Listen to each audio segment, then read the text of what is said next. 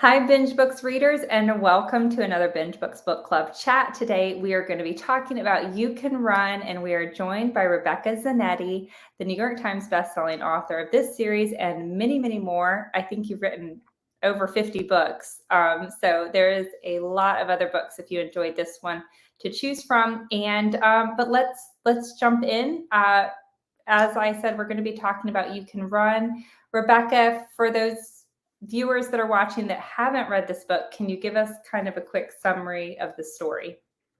You bet. It's a thriller featuring the protagonist Laurel Snow, who's an FBI agent, and she was a child prodigy, so she's very intelligent, but she's a little awkward socially, and so she has to return to her small town to basically save her uncle when there's a serial killer on the loose.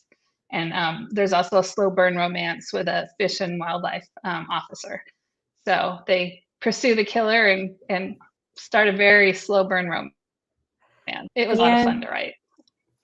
it was a lot of fun to read. I have to say, I really love Laurel, and she's so unique as a protagonist or as a heroine. So where did she come from? Because in just right away, you can immediately tell she's incredibly intelligent. I love how smart she is, but she also is multifaceted. I mean, like knitting. I mean, there's a lot of different parts to her. So can you talk about how you developed this character?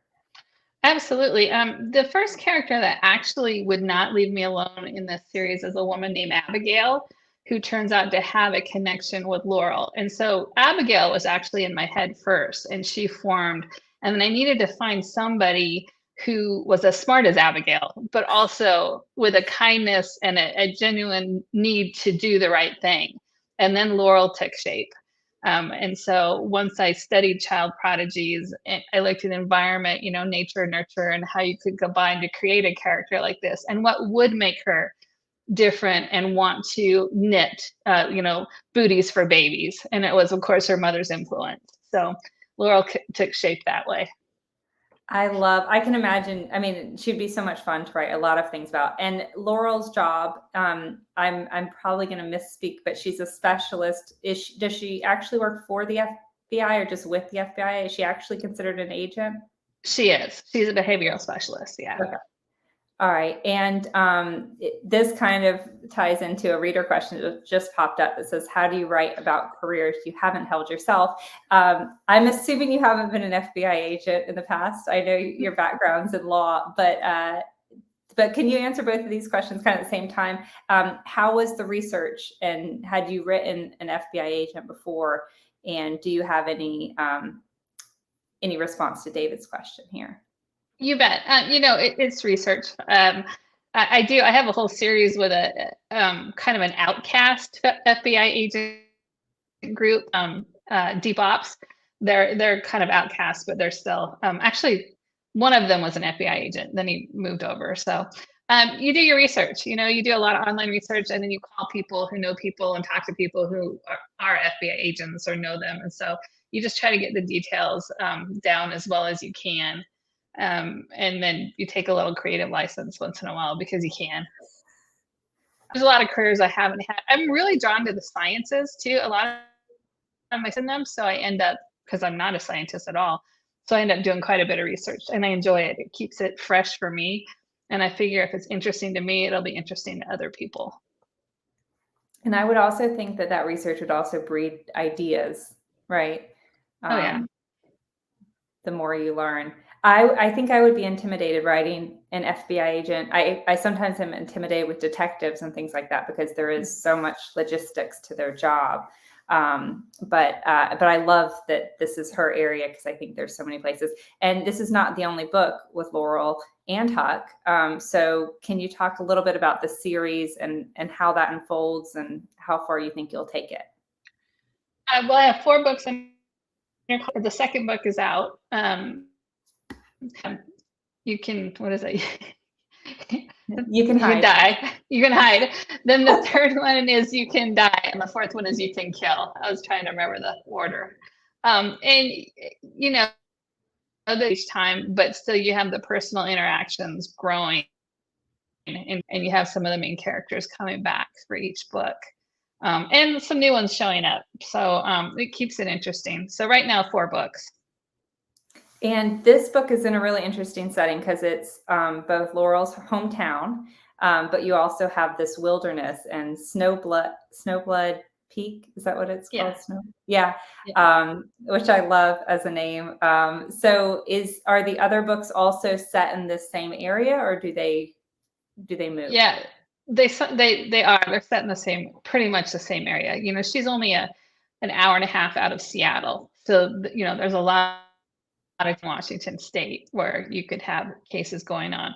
But she's from a small town that's about maybe an hour and a half from Seattle, and there are several in real life. And we do snowmobile out there, and we do go razor riding and stuff. So you know, I'm from that area to get the scene right, the scenery.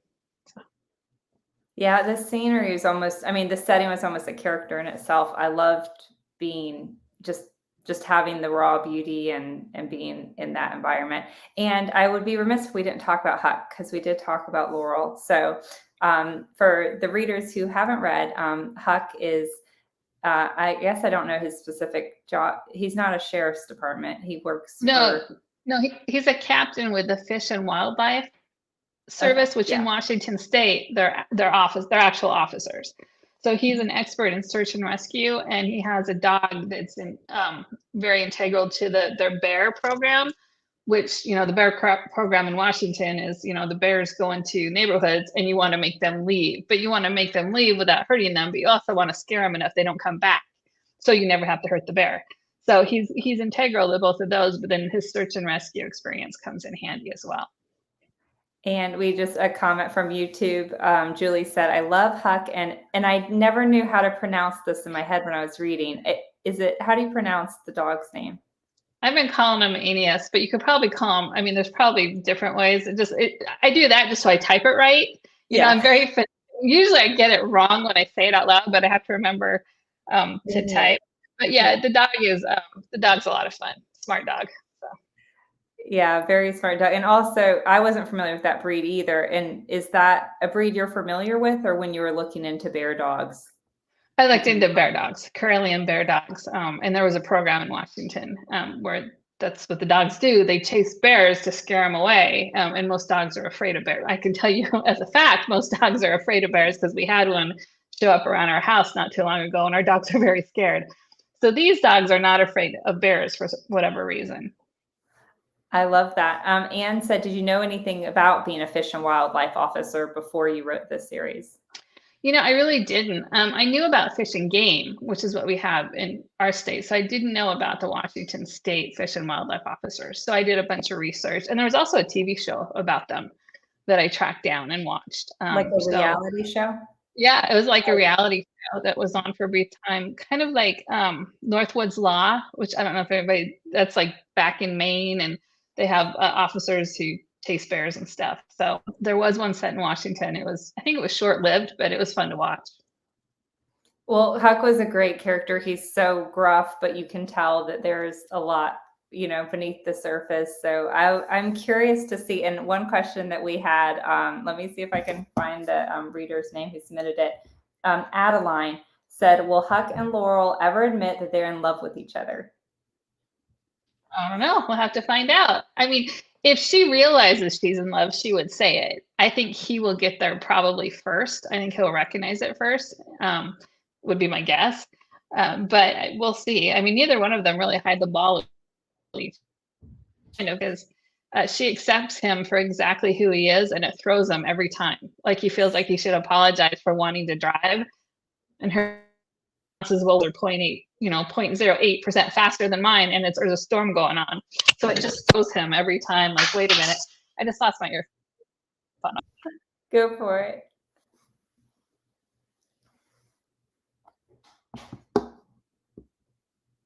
Oh, wait, now we don't have sound for you. We'll see if it, oh yeah, it looks like your mic is muted actually. I wonder if I can unmute you. I'm gonna unmute you. Okay, there we go. Sorry about that. That's okay. It's always exciting. Yeah, I loved how she would rattle off like she's just so smart. So, and that comes in handy so often. Both like it's interesting in conversations, but it's also handy to get you out of a scrap if she has the information, you know, that can help. Julie said the two of them are so cute together, trying to figure their feelings out. Thanks. And I love that. Anne said being a behavioral science specialist for the FBI would be so exciting. And I agree with that. So is her background in psychology, or is she's not a psychiatrist? No, but she has multiple degrees. So, she started college when she was like 11. So her psychology is one of degrees. And people fascinate her, mainly because she can't figure them out as smart as she is. So she keeps trying to. And at a young age, that was going to more. And now she's out in the real world trying to figure people out. And on that vein, another pre-submitted question from a reader says, will Abigail ever stop being so insane and get help so that she can have a sisterly, in quotes, relationship with Laurel? Well, we don't have any medical records for Abigail. So that people, believe, and she looks like a sociopath, she looks like or a psychopath or a malignant narcissist. I mean, she kind of fits the bill for all of them. And so if she is, it's highly doubtful she'd want to change. A narcissist is perfectly content with who they are. So, the first thing you would need was Abigail to stop and want to be different. And so far, I haven't seen any evidence that she wants to be anybody other than exactly who she is. Yeah, Julie says, now is the psychopathic stepsister a psychiatrist? No, she's a teacher. She teaches college. I'm sure one of her many degrees might be in psychology. I'd have to look back, but no, she's not a psychiatrist. Yeah, so she's a PhD. Oh, she has got several. Yeah, yes. Several. Yeah.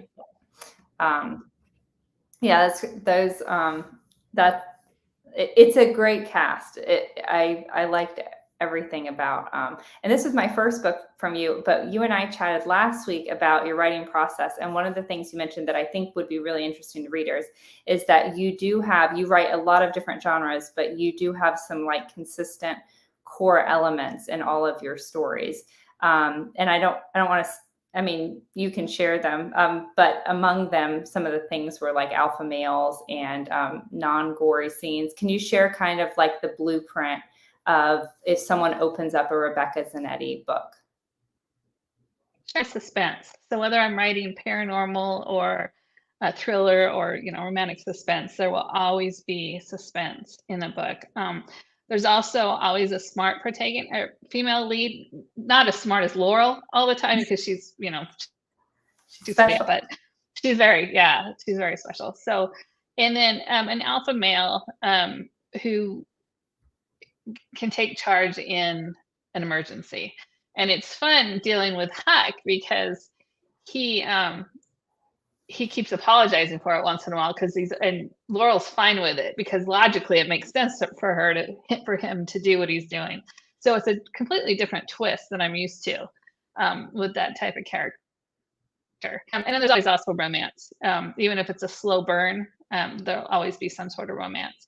And bad things do happen, but they always have a page, or almost always in my book. So, yeah. And did like with how Huck and Laurel interact and the fact that she surprises him with that, was something you planned for, like when you developed these characters, or did these characters develop kind of as you wrote them and they found their own way without you having to do much pre-planning? Their own way as I was writing them. The pre-planning for a thriller like this is more making sure you have enough suspects and enough victims and enough ties between several of them. So that's where the planning really took place. The characterization kind of evolved as I was writing. From Facebook, Anne says, do you think you would want to be friends with Laurel? What about Abigail? I would absolutely want to be friends with Laurel. I would like to think I would be friends with Abigail, but I definitely would not want to be her enemy. I think that's very valid. David said, "What's your process from switching modes from such diverse characters?" It was very impressive. Oh, thanks. I switching modes, do you mean like switching genres or switching books? I Um, think it's like writing about someone like Huck and then writing oh, about someone like Laurel. So now all this was third person point of view, right? yes. Yeah, that Yeah. series third person. Okay. I I don't know, everyone just feels different. Everyone, their voice comes out different when you're typing or when you're writing. They approach things differently. I guess I don't know, maybe I grew up in a huge family, so I'm used to very different people seeing the same situation differently, and it's always so I think it's you just put that in the characters and see what happens. Do you have muses for any of your characters, either like real people or celebrities or characters? Do you ever use a muse in your head when you're thinking about a Um, character? Sometimes I'll use a picture of just somebody as a character. Um, I don't really have like pick one particular person. I do like Jason Momoa quite a bit, and so he's in the Dark Protectors. His picture is they all look like Jason Momoa in my head. But other than that, usually it's just a picture, and I form there. Yeah. Yeah, I can for me, all my characters are faceless because it's hard to like I don't know, I can't put a face on them. And so it's always hard for me to do casting. Like if you did Mhm. casting for that would is this a series that you would like to see like become a show? And is that something you think you could accurately like is there anyone you could picture being any of these characters? We actually have signed the series with a film TV agent, so I'm always hopeful that something will happen. As for the characters, I'm pretty open. I don't know. I mean, of course, I have several in my head, but I wouldn't want to jinx it. Yeah. I could see that. I could see that. Yeah, and we have a comment in the from YouTube. Jason is definitely Talon. So I can see I can see that. Another question: do characters come to you first, or does a storyline come to you and then you create the characters around that? Um, that's a good question. I think it depends on the series. This series, the characters came first, and then the plot. Um, You know what? I think the characters, like thinking through my different series, I think the characters always come first for me, and then the plot afterwards, which is interesting because I've been told I'm very plot driven. But it's the characters that swim around in your head for a while in the paper, and then you figure out at least I figure out what happens next. So I guess characters. I don't know that I've ever been asked that. But then how does a sequel when you do look at like a sequel or a third book or a fourth book, do you have ideas for these characters in this world that come to you when you're writing the first book? Or is it sometimes a struggle to sit down and go, okay, like what's gonna happen with them now? Okay, so I would answer that twofold. The first is for any writers out there, I learned on put everything in this book and don't hold things back. And I think that was really good advice. I think I heard it at a conference once. So I put everything I have in this book, but sometimes the next step does come to you, or like especially in a long running series, something that just can't happen until years later may hit me. So it just depends. Um, Obviously, when you have a series like this where you have the same characters, they need to be slightly different at the end of each book. So there's that. There has to be some momentum going forward, and there has to be a reason for the next book. Yeah, that makes I love hold it's terrifying the thought to not hold anything back, like to put everything in the book because you immediately go, well, then what am I gonna do in the next book? But I do agree with you, and I think that's best for the story. But I could see how um, authors could fall in the trap of holding things back. Oh, definitely. Yeah, you get something good, you're like, ooh, I'll just build up to this, and sometimes if there's a way to put it in now, I put it in now. Barb submitted a question in advance. She said, do your characters ever wake you up at night, interfere with meals, your life, etc.?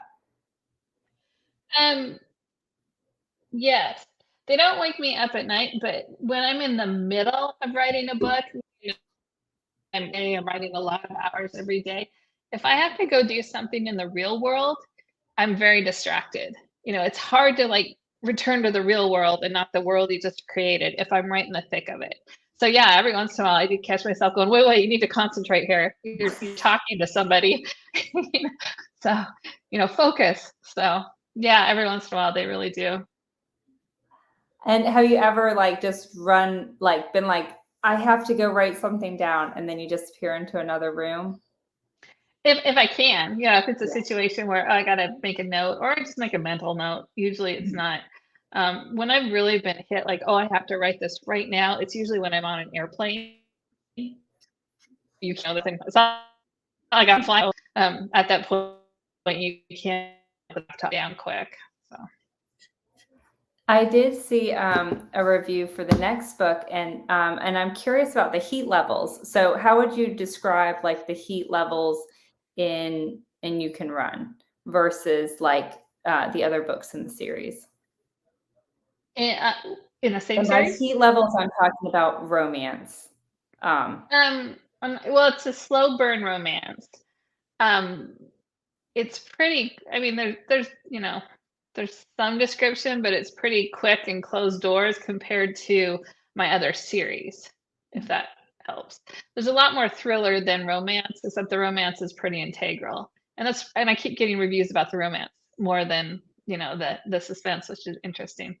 Um, but yeah, there's less, I guess, sex than my other books. yeah, no, that's fine. Yeah, and it's about the same, like the amount of heat that's in this book is about the same as it carries on through the series. I would say so. Okay, Yeah. perfect. So is it hard to write the same couple over multiple books? How do you keep that going? Do you ever get bored of the couple? No, if I got bored of the couple, I would figure the readers would get bored with the couple and end the series. So how do you keep it going? They just have to move forward, and there has to be a reason for them to keep going. And it's interesting, this is a slow burn romance, so it's unfolding over a longer period of time. Whereas with a romance, it's usually for me, it's one book. And so I've actually really enjoyed the slower burn and having them get to know each other on the page. It would I can't imagine Laurel being in like it's the perfect I picture her as a slow burn girl. I mean, it would be hard for me to imagine her being swept up like yeah, in Yeah, she has to think it through quite a bit. And he was pretty much he was out in the woods with his dog and only came in when he had and to. happy.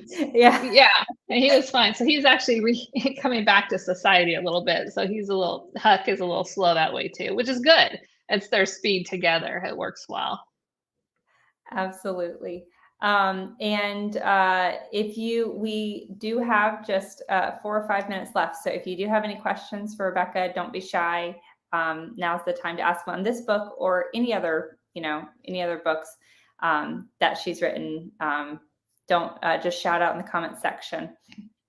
And talking about this book versus your other books, if they've read this series and they love it, is there another series that's very similar or that's the most similar? Because you do write across multiple genres. I would say the most similar would be the Deep Ops series, and the first book is called Hidden. It's definitely the most similar. Um, there's also And it a also se- has it has what? Go ahead. it also has a strong heroine. It has several. So that one has each book is a complete romance and a complete case. So yeah, the heroines are you know one's a very very successful hacker. I wish I could do. I wish I knew how to hack. Right? As soon as you said that, that was all I needed to hear. I was like, oh, I want to read that. Yeah, I'm the same way. Yeah. It feels like the possibilities are, I think that's the most Endless. dangerous type of villain Yeah. or character you can have. And the one I'm writing right now is called Frostbitten. It's number 6 in the series, and the heroine's name is Millie Frost, and she's an expert with all gadgets. She can do anything, so she's just a lot of fun. So, Like a MacGyver type, or like a MacGyver, like kind of cute. uh-huh. I mean, that's Millie. So she's really fascinating. I'm still doing my research on her. And I like the name Millie. It's an older name, Yeah. but I like it. It's a cute name. I do you struggle with names at all, or do they normally pop in your head early on? They pop in my head early on, and then I have to be careful that I don't have characters in the same book whose names all start with the letter L.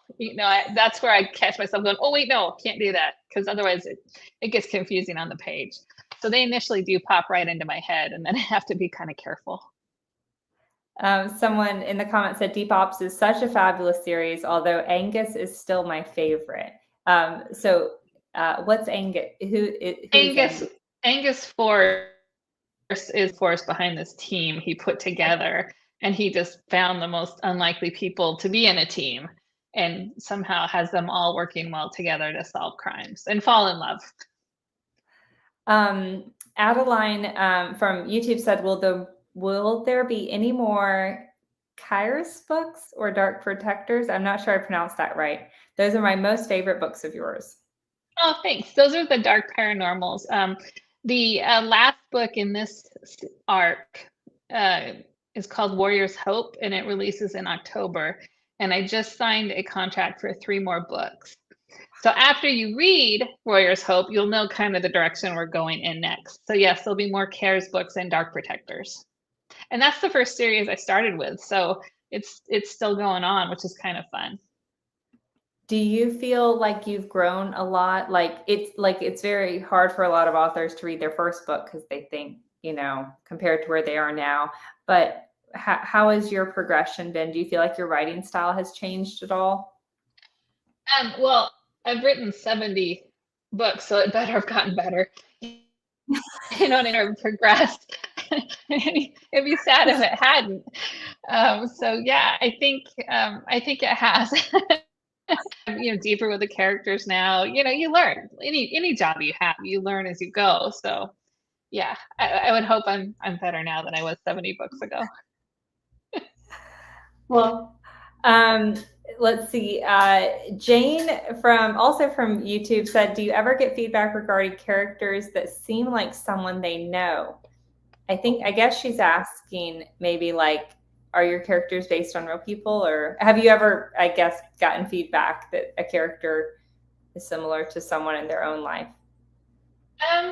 Yeah, some of the funny things characters do, like some of the silly things, some of the male characters do. I get emails going, oh, my husband does that too, or my boyfriend, or even, my girlfriend. Yeah, I do get stuff like that. I don't get stuff like, oh, well, I know a serial killer too. I don't get that.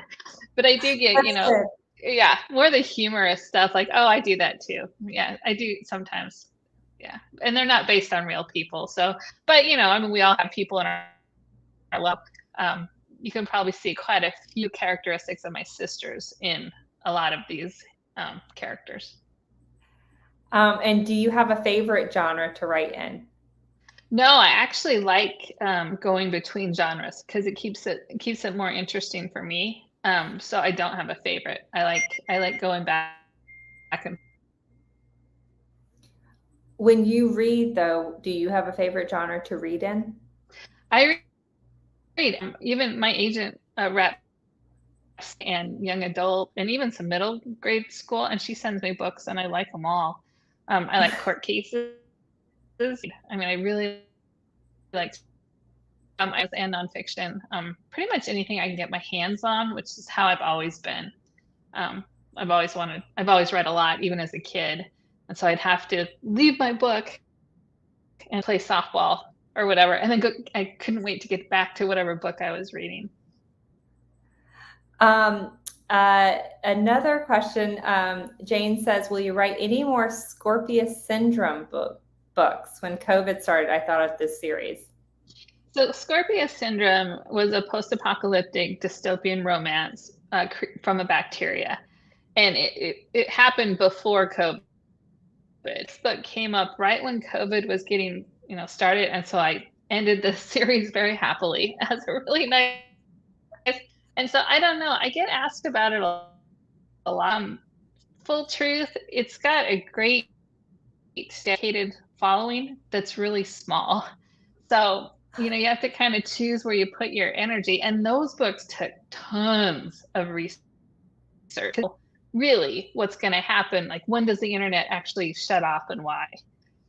What food will actually last? How that is affected. Right. Yeah. Yeah. So my answer is I don't know. My thought when I ended it was done, but I don't know. I keep getting emails about it, so we'll see. We also signed that one with a film TV agent. That never happened, of course. Yeah, I would be curious if COVID hurt or helped that. Like, did you sign with the agent before or after COVID? Before. Before. Okay. Yeah. Yeah, Jane is the one who asked that question, but Julie followed that up. We would love more Scorpio. So it does have a very loved fan base. But I can understand that. It takes, months to write a book, and that's a lot of time and effort to put into something. So we are approaching the end of our book club. We do have one lucky winner who is going to get several signed books from Rebecca. So huge congratulations to Jane V, who I believe is actually live with us today, but she's one of the readers who RSVP'd.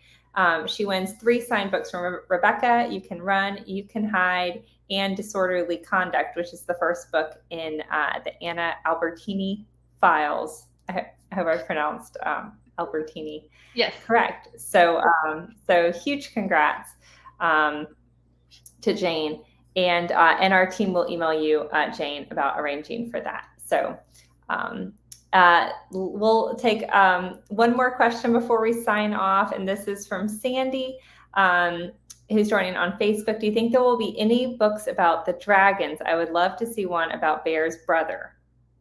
Yes, I don't know when. Yes, that we will definitely pivot to the dragons and Flynn at some point, because they'd be a lot of fun. So yes, there will be. Very exciting. Thank you to everyone who joined us. Thank you so much, Rebecca, for joining us and for writing this fantastic book. So again, You Can Run, for those of you watching who may not have yet read it, is available now. So is You Can Hide. And is book 3, is book 3 hasn't come out yet, has it? Or it is? No, you can't. I'm looking at my schedule. My release is on July 25th. Okay. Before we know it. Yeah. July 25th. So look for You Can Die. And then yes, number 3, yes. Yes, You Can Die, number 3. So thank you again to everyone joining us, and we will see you all next month for another Binge Books Book Club.